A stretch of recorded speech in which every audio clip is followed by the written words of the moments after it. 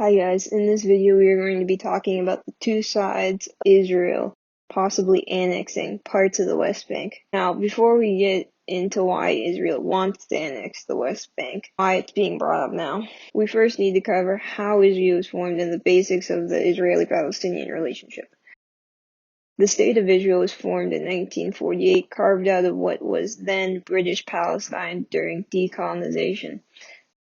I will link videos below that explain the formation of Israel and the several wars Israel and Palestine have both been involved in, but that's not the point of this video. What I will say here is that Israel and the Palestinian Authority that governs the West Bank do not agree on much politically, and there have been major conflicts in the past, like the Intifadas. Over the last several years have been relatively peaceful.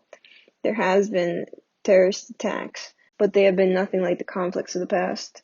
Both Palestinians and Israelis have claimed that they have a right to the land and should be the ones to control it.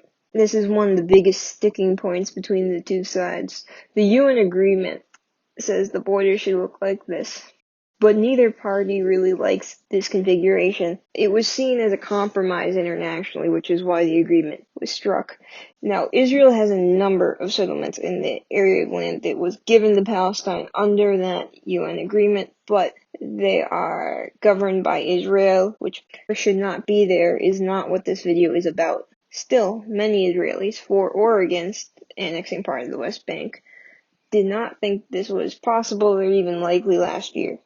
The idea picked up steam when U.S. President Donald Trump announced his peace plan for the region, which included redrawing the borders. However, the American proposal and the Israeli government proposal are not exactly the same. The Israeli Prime Minister, Benjamin Netanyahu, has said he wants to annex as much as 30% of the West Bank. He has set the date of July 1st for the Knesset, the Israeli governing body, to approve his plan. Much of the area that Netanyahu wants to annex is in what is called Zone C.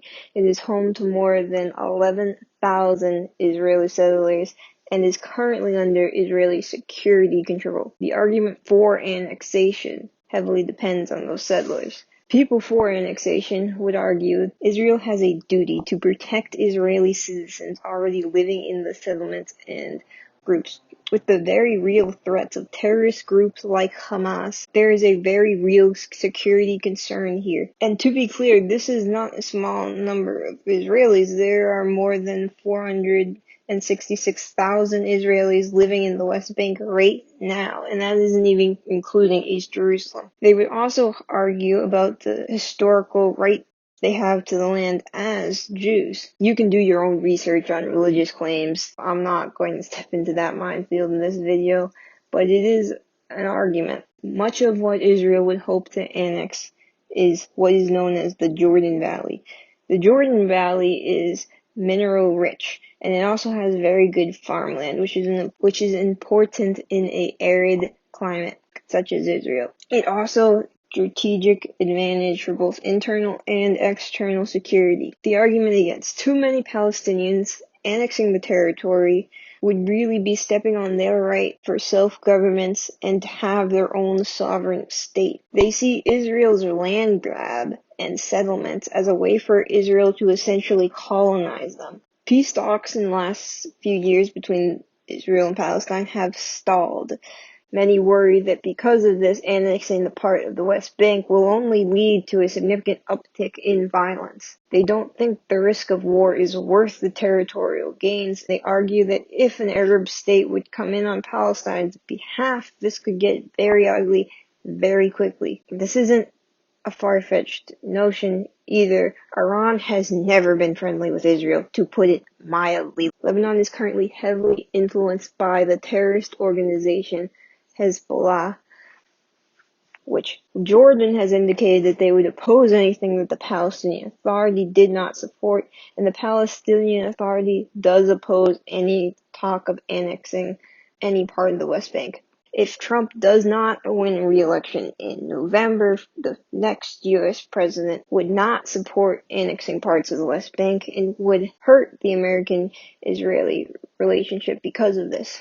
Those are the security reasons and risk for and against annexation. But many of the everyday things like what status would Palestinians currently living in what would be annexed, their businesses, and their homes would integrate into something that's widely agreed on, even from the pro-annexation point of view, and therefore I'm not going to cover it much more than to say many of the articles linked below do touch on that topic, and I suggest you read them. There are real concerns about how things would work after annexation, but until that actually happens, I'm not going to touch on it further. Should Israel actually annex parts of the West Bank, I'll make another video on that. Until then, like, comment, and subscribe for more videos. Thanks for watching.